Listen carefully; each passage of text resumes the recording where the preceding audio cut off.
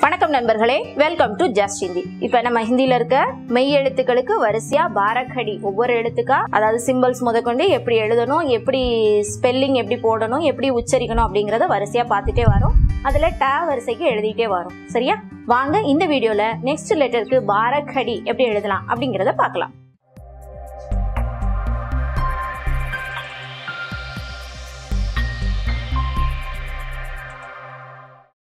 Okay, நம்ம இப்ப ட வரிசையில வந்து TA ட, TTA ட, DA ட, DDA ட அப்படின்னு 4 எழுத்துக்கு பார்த்திருக்கோம் இல்லையா? இப்ப ட வரிசையில கடைசியா ஒரு சிங்கிள் லெட்டர் ஒன்னு எழுதிருப்போம். என்னது? NNA அப்படின்னு போட்டு 3 சொல்லி ந அப்படி எழுதுவோம். வாங்க இப்ப ந அப்படிங்கிற எழுத்துக்கு பாரக்கடி எப்படி எழுதலாம் பார்ப்போம். நான் ஆல்ரெடி சொல்லியிருந்தேன் இல்லையா?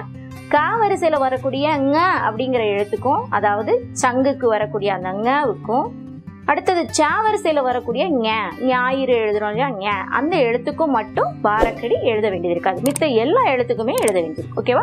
வாங்க ந வரிசைக்கு காக்கா கிக்கி வரிசை எப்படி எழுதலாம் அப்படிங்கறத பார்க்கலாம். NNA இந்த எழுத்து எப்படி போட்டோம்?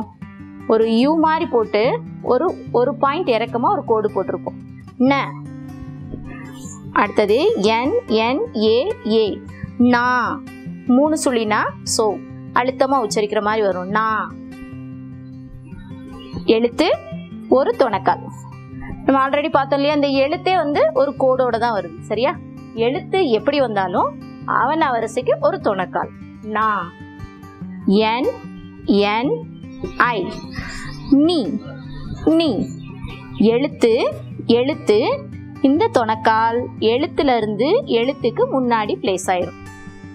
எவ்ரி வீடியோல சொல்றதுதான் இந்த லெவல்ல. இப்ப இந்த எழுத்தோட எழுத்து எந்த கோடு எந்த லெவல்ல வருதோ அதே லெவல்ல தான் நம்ம முன்னாடி இருக்கிற தொணக்காலும் வரணும். நீ. NNEE நீ. நீ எழுத்து இந்த எழுத்துல இருந்து முன்னாடி வந்த தொணக்கால் எழுத்துக்கு அடுத்து பிளேஸ் ஆயிரணும். நீ. நீ நெடில். அ ஆ இ ஈ உ. சோ NNU நு. எழுத்துல இருந்து நம்மள பார்க்க ஒரு சுழி. நு. நு. அடுத்தது NNOO நூ. நூ நெடில். எழுத்து இங்க வச்சு இப்படி வெளியில போற மாதிரி ஒரு சுழி. நூ. அ ஆ இ ஈ உ உ ரு. சோ இதுக்கான ஸ்பெல்லிங் நான் சொல்லுவேன் இல்லையா, பேசிக் ஸ்பெல்லிங் எந்த இடத்துலயும் விடாது. NNRU. இந்த எழுத்துக்கான ஸ்பெல்லிங் என்னது? WN. பெரிய நா அப்படிங்கிறதுனால WN போடுறோம். இந்த வரிசைக்கு ருங்கிற எழுத்துக்காக RU சேர்த்துக்கிறோம். ரு. எழுத்து இந்த இடத்துல வச்சு ஒரு சின்னதா எந்த சுழிவும் இல்லாம ஒரு சி. ரு. அதாவது இதை எப்படி உச்சரிக்கணும்னா கொஞ்சம் சொல்றது கஷ்டமா இருக்கும். இன்னும் ரூவும் சேர்த்தா எப்படி நம்ம சொல்லுவோம்? ரு. சரியா? ரு. அடுத்தது NNE அதாவது நே. எழுத்து ஏ சவுண்ட், எழுத்து மேல ஒரு கொம்பு. நே. NNAI நை. நை எழுத்து மேல 2 கொம்பு. நை. ஏன்னா எழுத்து மேல ஒரு கொம்பு, ஐயன்னா எழுத்து மேல 2 கொம்பு. அடுத்தது RAI ஓ. அப்ப இதுக்கான ஸ்பெல்லிங் நோ. நோ. எழுத்து ஒரு தொணக்கால், தொணக்கால் மேல ஒரு கொம்பு. ஓ சவுண்ட் அப்படின்னா எழுத்து பக்கத்துல தொணக்கால், தொணக்கால்ல ஒரு கொம்பு. Next NNAU now. நவ். இப்ப ஓ சவுண்டுக்கு வந்து தொணைக்கால் போட்டு ஒரு கொம்புன்னா அவனா சவுண்டுக்கு தொணைக்கால் போட்டு 2 கொம்பு. அதாவது எழுத்து தொணைக்கால், தொணைக்கால்லையே 2 கொம்பு பிளேஸ் ஆகணும். நவ். சரியா? அ ஆ இ ஈ உ உ ரு ஏ ஐ ஓ ஔ அம்.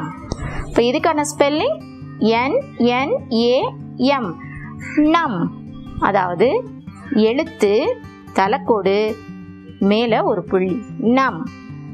அடுத்தது NNHA நக நக எழுத்து தலைக்கோடு எழுத்துக்கு சைடுல 2 புள்ளி நக. இப்போ பார்த்தோம் இல்லையா, எந்த எழுத்து எழுதினாலும் அது எந்த இடத்துல வந்தாலும் அந்த எழுத்து உச்சரிப்பு அதற்கான என்ன ஸ்பெல்லிங்கோ அது எந்த இடத்துலையும் மாற போறது கிடையாது. பாரக்கடியை பொறுத்தளவுல அது மாறவே மாறாது. அதுவும் போட்டு அகர வரிசைக்கு நாம எப்படி சொல்லணுமோ அதுக்கான ஸ்பெல்லிங்கை நம்ம சேர்த்துக்கிட்டே வரோம். சரியா? நான் இது எவ்ரி வீடியோலையும் சொல்றேன், அதாவது ஒரு கிளாரிபிகேஷனுக்காக சொல்றேன். ஓகேவா? இப்போ உச்சரிப்பு இன்னொரு தடவை பார்ப்போம். ந நா நி நீ. அதாவது இந்த உச்சரிப்பு எல்லாமே தமிழ்ல 3 சுழி ந போடுறோம் இல்லையா, ஸோ அது எப்படி நம்ம அழுத்தமா உச்சரிப்போமோ அந்த மாதிரி. ந நா நீ நீ நு நூ ன்ரு ன்ரு நே நை நோ நௌ நம் நஹ. ஓகே, இன்னைக்கு வீடியோல நம்ம ட வரிசையில கடைசியா வரக்கூடிய சிங்கிள் எழுத்து 4 எழுத்து டேனா வரும், அப்புறமா ஒரு சிங்கிள் லெட்டர் அப்படின்னு சொல்லி ஒன்று பார்த்தோம் இல்லையா, அந்த வகையில அதுல வரக்கூடிய ந அப்படிங்கிற 3 சுழி நவுக்கு காக்கா கிக்கி வரிசை, அதாவது பாரக்கடி எப்படி எழுதலாம் அப்படிங்கிறத பார்த்தோம். ஓகேவா? இன்னைக்கு நம்ம ஷேர் பண்ணிக்கிற போற விஷயம் என்ன அப்படின்னு பாத்தீங்கன்னா, அதாவது நம்ம தமிழ்நாட்டில் நிறைய கோயில்கள் இருக்கு, உயரமான கோபுரங்கள் நிறைய இருக்கு. நம்ம சவுத் சைடு இருக்கவங்களுக்கு இந்த சைடு எதெல்லாம் உயரமான கோபுரம் அப்படிங்கிறது நம்மளுக்கே தெரியும் இல்லையா?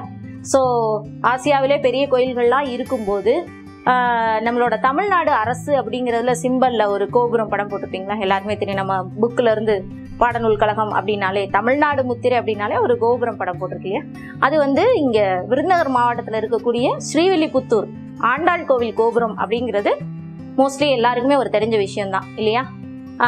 இதை விட பெரிய கோபுரங்கள்லாம் இருக்கும்போது, கோவில் கோபுரங்கள் இருக்கும்போது ஏன் ஆண்டாள் கோவில தமிழக அரசு சின்னமா ஏன் வச்சிருக்காங்க அப்படின்னா, ஆண்டாள் கோவில் கோபுரத்துல எந்த விதமான கடவுள் எதையுமே குறிக்கக்கூடிய கடவுளர்கள் சிலையே கிடையாதாம்.